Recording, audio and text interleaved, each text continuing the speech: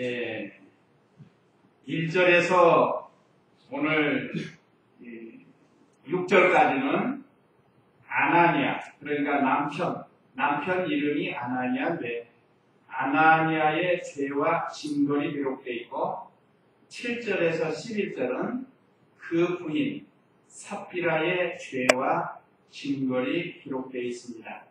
그러면 1절 읽어보세요. 아나니아라고 하는 어떤 사람이 그의 아내 삽비라와 함께 소유를 팔아 그 값에서 얼마를 감추었는데 그 아내도 이것을 알았으며 그 값의 일부를 가져다가 사도들의 발 앞에 두었다. 그러자 베드로가 말하기를 아나니아야 어찌하여 사탄이 내 마음을 가득하여 내가 성령을 속이고 땅 값의 일부를 숨겼느냐. 땅이 내게 있을 때에도 너의 것이었고 팔렸을 때에도 내 마음대로 할 수 있지 않았느냐. 어찌하여 이 일을 내 마음에 두었느냐. 너는 사람들에게 거짓말한 것이 아니라 하나님께 거짓말한 것이다. 예, 1절에서 4절은 이 아나니아의 죄가 기록이 되어 있습니다. 아나니아가 어떤 죄를 지었는가 1절에서 4절인데 자, 다시 한번 읽으면 아나니아라고 하는 어떤 사람이 그의 아내 삽비라와 함께 소유를 팔아 그 값에서 얼마를 감추었는데 그 아내도 이것을 알았으며 그 값의 일부를 가져다가 사도들의 발 앞에 두었다. 우리가 전장 4장에서 사도 베드로가 요한과 함께 감옥에 갇혔다가 또 많은 공회원들 앞에서 담대하게 예수님의 십자가 부활에 대해서 그들을 증거하고 그들의 죄를 책망하고 그러다가 그들이 이제 추록이 돼서 감옥에서 나와서 지금 마가 요한의 다락방에 모여있는 그 제자들, 사도들, 같은 동료, 또 제자들이 거기 같이 모여서 베드로와 요한을 위해서 간절히 기도하고 그러고 있을 때 베드로와 요한이 거기 와서 모든 것을 보고를 했다고 했습니다. 그러니까 모든 제자들이 감동을 받고 자기 것을 자기 것으로 여기지 아니하고 부자는 부자대로 다 재산을 팔아가지고 사도들 발 앞에 내놨다고 했습니다. 그때 요셉이라고도 하는 이 사람, 레위 사람인데 요셉이라고 하는 이 사람이 자기의 많은 재산을 갖다 바쳤답니다. 그러니까 거기 모인 사도들과 제자들이 그 믿음을 보니까 너무 존경스러워서 그 이름을 바나바라고 불렀습니다. 번역하면 위로의 아들이다. 많은 어려운 사람들을 위로해줬다. 다른 뜻으로는 존경스러운 거예요. 존경스러운 거. 요즘도 가끔 교회마다 그런 분들이 있어요. 자기가 일생 모은 재산을 갖다가 하나님 앞에 바쳐서 하나님의 구원운동에 쓰는 그런 사람들이 있습니다. 그래서 초대교회 은혜 속에서 유무상통을 한 거예요. 유무상. 자기 것을 자기 것이라 여기지 아니하고 가난한 사람들을 위해서 나눠주는.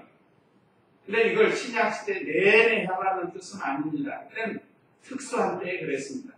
그러나 지금도 개인적으로는 은혜를 받아서 내가 하나님께 받은 은혜가 너무 커서 내 것을 내 것으로 여기지 않고 하나님께 바쳐야겠다.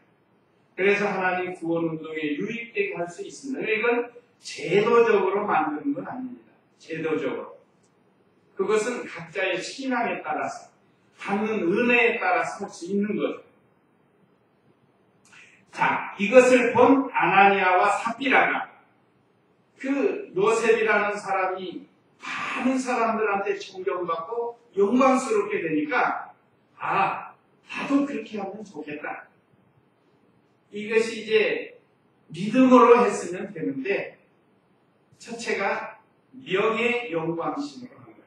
명예 영광. 이게 잘못된 겁니다. 하나님의 은혜에 감사해서 자기 재산을 팔아가지고 바쳤다고 하면 그건 하나님이 기뻐 받으시고 결과적으로 아나니아도 그 가정, 부부도 높아질 수 있었는데 이건 명예 영광심으로 했다. 이게 시작이 잘못됐어요. 시작. 하나님을 사랑해서 하나님을 감사해서 내 생명까지 구원해 주셨는데 나도 주를 위해서 이 몸 바치고 시간 바치겠습니다 하고 진정한 믿음으로 했더라면 참 좋았을 텐데 그게 아니고 요셉이라는 사람이 그 큰 사람에게 영광스럽게 되니까 자기도 좀 영광스럽게 해보려고 그렇게 한 거예요. 60년대, 70년대 초막 붕괴가 일어났잖아요. 붕괴가 일어나고 또 지금도 그렇게 하는 분들이 도로도로 있다고 해요. 연보 작정할 때도 어떤 분들이 이렇게 보고 있다가 예를 들어서 김장로가 예를 들어서 얼마나 썼다. 그러면 자기는 가만히 보고 있다가 김장로보다 조금 더 썼으면 되는 거예요. 이건 자기 명예를 위해서 명예. 우리가 하나님 앞에 바칠 때는 하나님이 보고 계시니까 그래서 아무도 모르게 감사해서 하는 거예요. 오른손이 한 것을 왼손이 모르게 이렇게 하는 건데 어떤 사람들은 이렇게 하는 분이 있어요.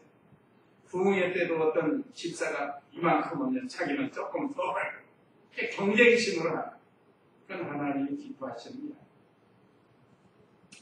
다른 사람이 어떻게 하든 간에 하나님이 내게 주신 은혜대로 하는 거예요. 은혜대로. 감사해서. 그런데 이 아나니아는 부부가 같이 명예 영광심을 가지고 했답니다. 그 하나님이 다 보신 거예요. 그래서 나도 이렇게 해야겠다. 저 사람처럼 좀 명예 영광을 얻어야겠다 하고 자기 소유를 팔았어요. 비유를 들면 바로 이 옆집 땅 예를 들면 이게 지난번에 보니까 9천만 원을 달라고 하잖아요. 이제 우리가 하면은 좀 깎을 수도 있겠지만 예를 들어서 그러면 이 땅 주인이 말이에요. 자기 땅이니까 자기가 팔 수도 있어요. 그리고 그 9천만 원을 다 예를 들면 연보를 해야 되려고 아나니아도 그렇게 결심을 한 거예요. 처음에는 자기가 가진 밭, 여기 그랬죠? 재산, 소유, 그걸 팔아가지고 하나님 앞에 다 바치려고 결심을 하고 한 건데, 그런데 돈을 막 바꿔보니까, 우리나라 말에, 우리나라 말이 아니고 하여간 화본에 보면 황금 흑사심이라는 말 있잖아요. 황금 흑사심. 금을 보니까 속에서 욕심이 생겼다. 욕심. 예를 들면 그 값에 얼마를 감추었는데 하나님 앞에 바치려고 작정을 하고 팔았단 말이에요. 그런데 예를 들어서 1억을 받았는데 이거 1억을 다 내려고 하니까 처음 생각하고 달라진 거예요.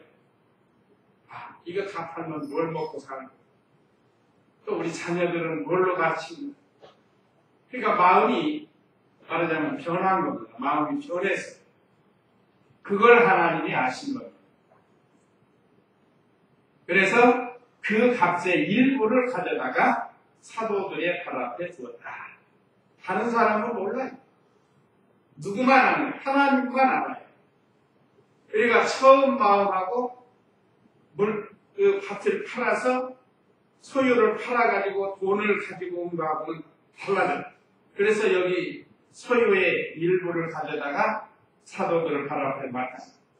그런데 3절에 그러자 베드로가 말하기를 아나니아야 어찌하여 사탄이 내 마음에 가득하여 내가 성령을 속이고 땅값의 일부를 숨겼느냐. 베드로가 가서 본 것도 아닙니다. 이건 성령께서 베드로에게 감동을 주시고 알려주신 거예요. 그러니까 여기 두 번째 죄는 뭔가 하면 아까 탐욕이 들어온 거예요. 탐욕. 이게 지금 아나니아의 죄를 지금 가르쳐 주는 거예요. 첫째는 명예영광심, 둘째는 탐욕, 말하자면 물질에 대한 욕심이 들어왔어요.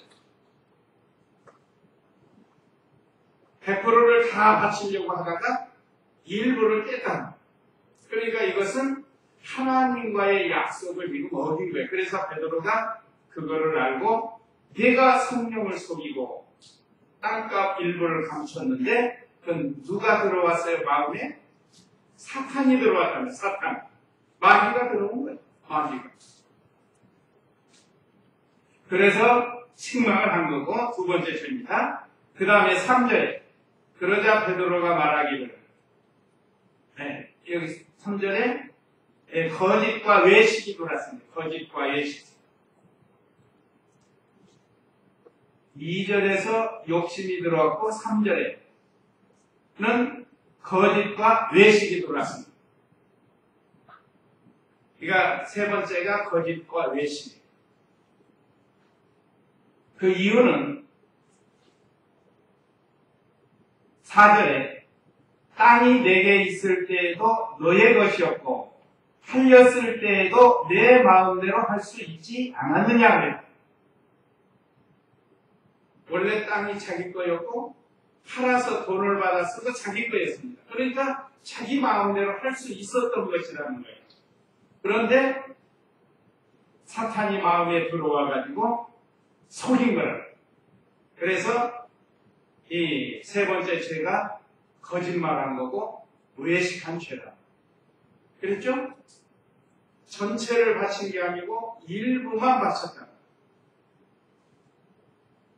그 다음에 4절 하반절에 보면 너는 사람들에게 거짓말한 것이 아니라 하나님께 거짓말한 것이다.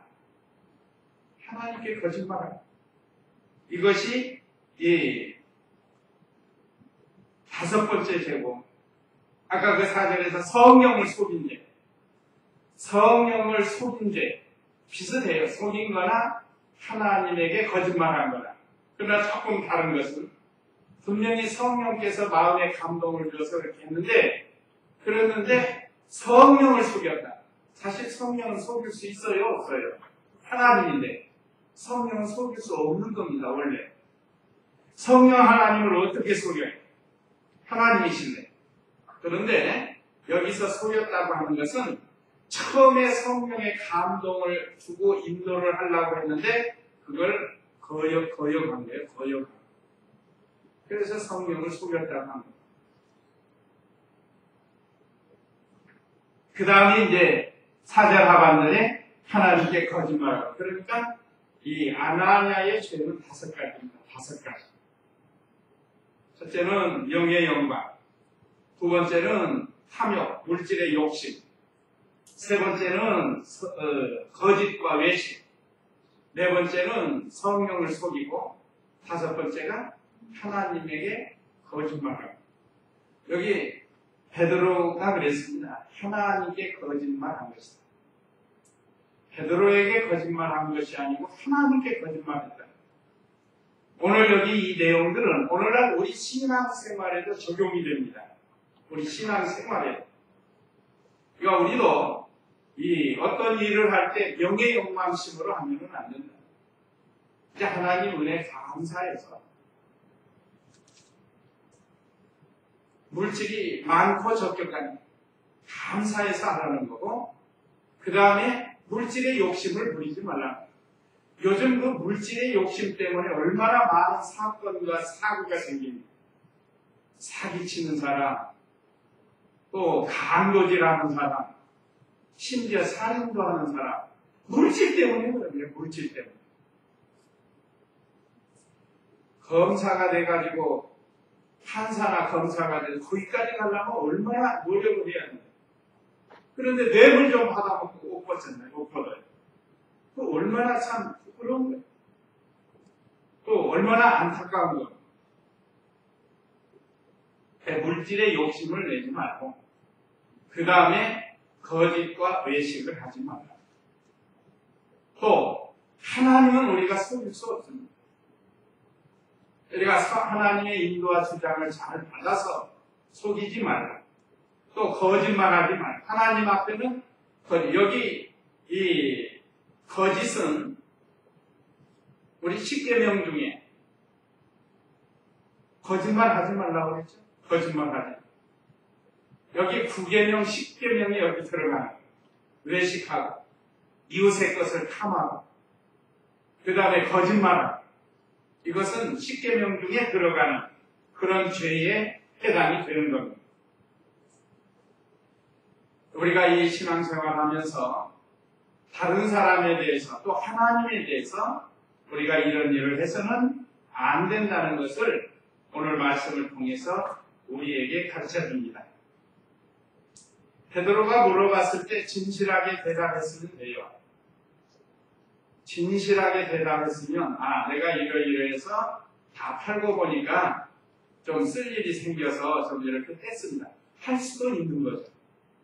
또 하나님께 다 드렸으면 그 30배, 60배, 100배로 더 얻을 수 있는 거예요. 하나님이 주시는 겁니다.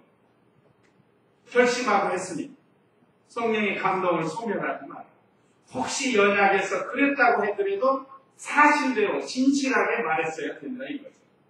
그러니까 우리 성도님들은 언제나 하나님 앞에 진실한 성도가 돼요. 진실한 성도. 그래야 하나님이 복을 주십니다.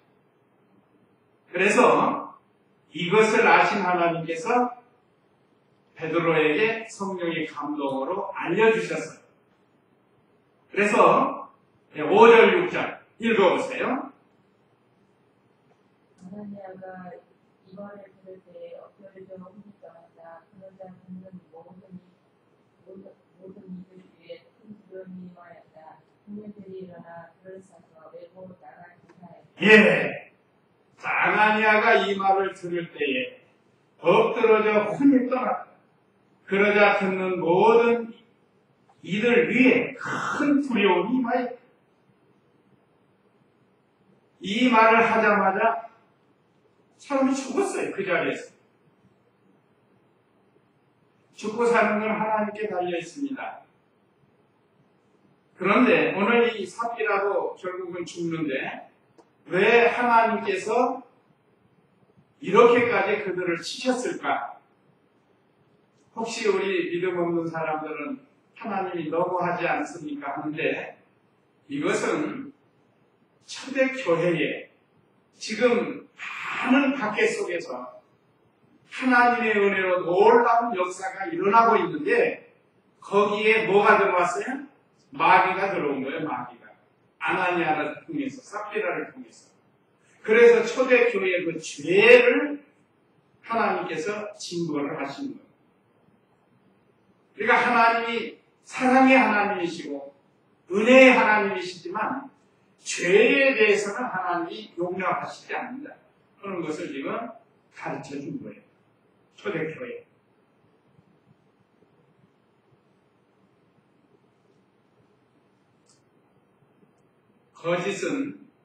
거짓의 아비는 마귀라고 했습니다. 한번 요한복음 8장 44절 읽어보세요. 요한복음 8장 44절 말씀. 너희는 너희 아비 마귀에게서 나서 너희 아비의 욕망을 따라 행하려고 한다. 그는 처음부터 살인자였고 진리 안에 서 있지 않았으니 이는 진리가 그 안에 없기 때문이다. 그가 거짓말할 때마다 자기 본성에서 말하는 것인데 그가 거짓말쟁이며 거짓의 아비이기 때문이다. 예, 그렇죠. 여기 마귀는 거짓의 아비라고 했습니다. 거짓의 아비. 그러니까 거짓말을 하면 마귀의 자식이 되는 거죠. 그래서 예수님께서 친히 너희는 너희 아비 마귀에게서 나서 너희 아비의 욕심을 따라, 마귀는 욕심쟁이다. 욕심쟁이. 욕심이 얼마나 많은지 몰라요. 그래서 그 욕심을 따라 행하려고 한다. 그는 처음부터 살인자였고 맨 처음 살인자는 가인인데 그 가인이 누구에게 미혹받아서 살인을 했는가? 마귀에게 미혹받아서 살인한 겁니다. 마귀는 살인자고 또 진리 안에서 있지 않았으니 하나님 말씀 안에 있지 않는 거예요. 이는 진리가 그 안에 없기 때문이다.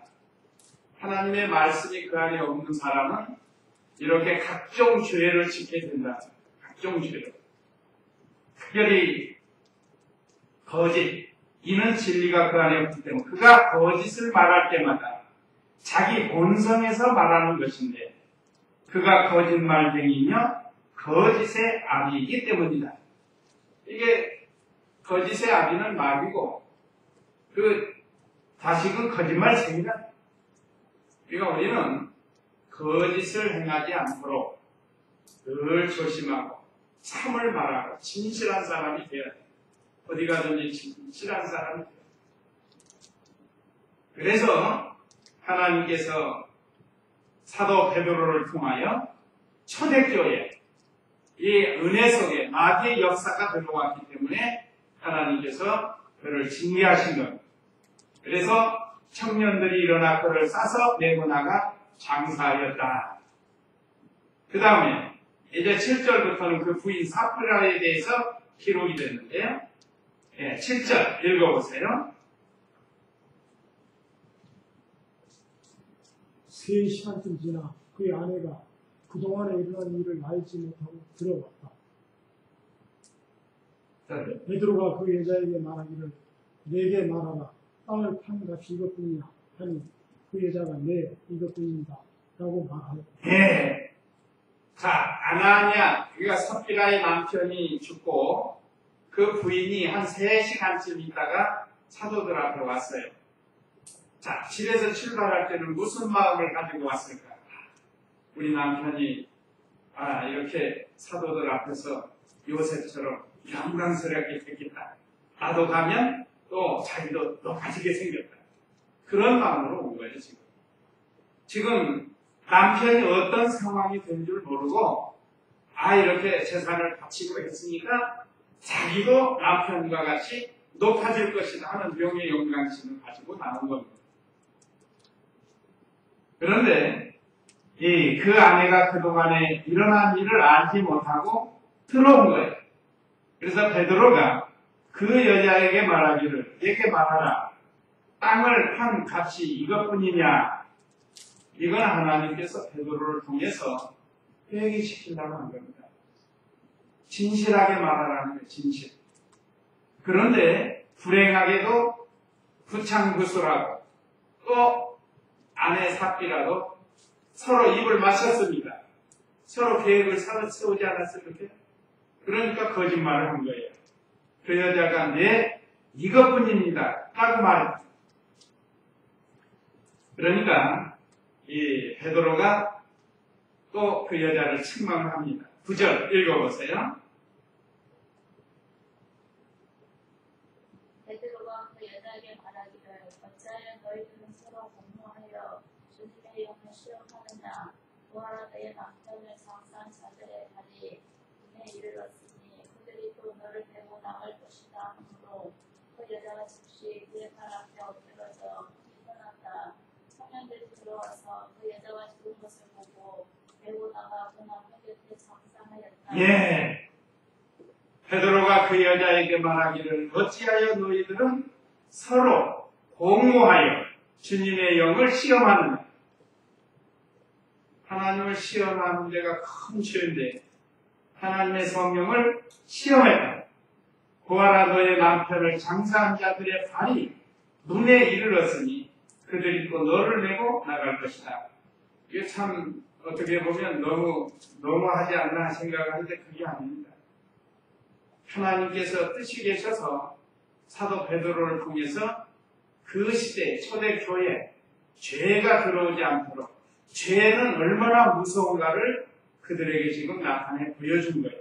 만약에 이거 안 하면 초대교회 은혜 속에 이 마귀가 틈을 타가지고 교회를 흔드는. 그래서 하나님께서 베드로를 통하여 이 일을 행하게 했습니다. 그래서 10절에 그 여자가 즉시 그 발 앞에 엎드러져 혼이 떠났다. 청년들이 들어와서 그 여자가 죽은 것을 보고 내고 나가 그 남편 곁에 장사하였다. 하나님의 교회, 주님, 예수님이 피 흘려 세우신 교회인데 거기에 지금 마귀의 역사가 들어왔기 때문에 하나님께서 말하자면 엄벌을 한 겁니다. 엄벌. 우리 성도들도 또 저도 저와 우리 성도님들도 잘못한 게 있죠. 살다 보면. 그러나 하나님이 그때마다 징벌하는 게 아닙니다. 그랬으면 우리 다 살지 못해요. 벌써 다 이 세상 떠났어야 돼요. 근데 하나님은 사랑이 많으셔서 오래 참고 계셔요. 오래 참고 계십니다. 하루를 천년같이 회개하고 돌아오기를 참고 심판은 천년을 하루같이 오래 참고 기다리고 계십니다. 그 하나님이십니다. 그러니까 우리가 회개하고 하나님께 돌아오기를 기다리시는 하나님. 그러나 반대로 때가 되도록 회개하지 않으면 그때는 징벌을 하신다는 뜻이에요. 그때는. 특별히 이 초대교회 하나님의 은혜의 역사가 넘치는 곳에 마귀의 역사가 지금 들어온 겁니다. 제9계명에 탐심이 들어왔고 제10계명에 거짓이 들어왔고 거짓과 탐심이 들어왔고 내 이웃의 것을 끝내지 말라 하겠죠? 이 탐심이 들어왔기 때문에 하나님께서 이렇게 징계를 하신 겁니다. 또 그 아내도 그 아내 부인 삽비라도 남편과 같은 이런 사상을 가졌기에 하나님께서 회개할 기회를 주었지만 회개하지 않으니까 하나님께서 또 심판을 하신 겁니다. 공모했다고 했죠. 공모. 서로 말하자면 거짓말하고 입을 맞추고 했잖아요. 자, 우리는 이 하나님께서 초대교회에 이와 같이 징벌을 하셨는데 이런 자리에 들어가지 말아요. 그래서 11절 읽어보세요. 11절 그러자 온 교회와 이 일을 듣는 모든 이들에게 큰 두려움이 임하였다. 예. 자, 그러자 온 교회가 이 일을 듣는 모든 이들 위해 큰 두려움이 임하였다. 사랑의 하나님인 줄만 알았더니 하나님이 또 이렇게 징계도 하시는 하나님이시다. 우리가 부모가 자녀를 사랑도 하지만 잘못할 때는 징계도 하는 부모와 같이 하나님도 그렇게 하십니다. 그런데 하나님이 징계할 때 하나님의 자녀는 사랑의 동기로 합니다. 사랑의 동기. 그러나 믿지 않는 사람들이 죄를 지어서 징계할 때는 이 심판의 징계를 합니다. 진노의 징계. 사랑이 아니고 진노에 대해서 진노로 하시는 거예요. 그래서 멸망을 당하는 거예요. 그래서 온 교회가 이 사건을 보고 초대교회에 누룩이 들어오지 못하도록 이렇게 하나님께서 이 놀라운 일을 행하셨습니다. 자, 이러니까 어떻게 하겠어요? 초대교회 성도들이 하나님만 의지하고 하나님 앞에서 죄를 지려고 하지 않지 않겠어요? 이것을 가르쳐 줍니다. 그 다음에 오늘 여기 12절로 16절은 사도들이 권능으로 전도함. 12절부터 사도들이 권능으로 전도를 하는 내용이 12절에서 16절인데 12절 읽어보세요. 아들을 전하여 많은 부족들과 기자들이 백성 가운데 일어나니 그들은 모두 한 마음으로 솔로몬 가게에 모였습니다. 네, 인간에게 많은 표적이 나갔습니다. 자, 하나님께서 유무상통의 은혜를 주셨고 죄가 들어와서 죄를 처리하고 나니까 하나님이 이제 사도들을 통해서 큰 권능으로 전도하는데 그 많은 표적이 민간인들에게 나타났어요. 12절에 사도들의 손을 통하여 많은 표적들과 기사들이 백성 가운데 일어나니 그들은 모두 한 마음으로 솔로몬 민각에 모여 있었다. 표적과 기사, 병든 자가 일어나고 이제 그 밑에 나옵니다. 많은 병자들이 고침을 받아요. 또 백성들이 이 소식을 듣고 사도들을 칭송, 말하자면 찬송을 한 거예요. 13절 읽어보세요. 나머지 사람들은 아무도 감히 그들과 어울리려 하지 않았으나 백성은 그들을 칭송하였다. 주님을 믿는 자들이 더 많아져서 남자와 여자의 큰 무리를 이루었다. 예, 백성들이 사도들을 칭송하며 주님을 믿었습니다. 하나님께서 사도들을 통해서 권능을 나타내 주신 것은 예수 믿고 돌아오게 하려고 합니다. 돌아오게 하려고. 자, 사도들을 나머지 사람들은 아무도 감히 그들과 어울리려 하지 않았으나 여기 어울리지 않는 사람들, 이 종교 지도자들, 공회원들, 종교 지도자들. 그러나 백성은 그들을 칭송하여 보통 백성들은 주님의 말씀을 듣고 사모하고 감사하고 그래서 사도들을 칭송하면서 사도들을 통해서 듣는 복음을 믿었다. 그래서 주님을 믿는 자들이 더 많아져서 남자와 여자의 큰 무리를 이루었다. 하나님의 놀라운 역사가 나타납니다. 죄를 처리하고 하나님의 은혜가 함께하니까 많은 사람들이 돌아오는데 그 기독교를 핍박하는 사람들은 안 와요, 안 와요. 자, 이와 같이 하나님께서는 사도들을 통해서 큰 권능을 행해서 많은 사람, 택한 백성들을 돌아오게 한 겁니다. 그러니까 예수 믿는 것은 자기가 믿는 게 아니고 하나님의 믿음을 주어야 믿는 겁니다. 이 예수 믿고 구원받는 건 최고의 복인데, 이 세상에서 최고의 복인데, 이 최고의 복 받는 길은 하나님이 주어야 받는 거예요. 보통 사람들은 내가 예수 믿고 싶으면 믿고 안 믿고 싶어 하면 그거는데 성경은 그렇게 가르치지 않습니다.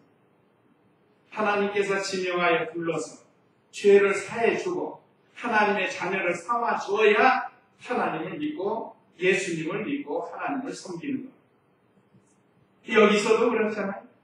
사도들이 많은 사람들에게 복음을 전하는데 그 많은 남자와 여자 큰 무리가 예수님을 믿고 주님 앞에 나왔다.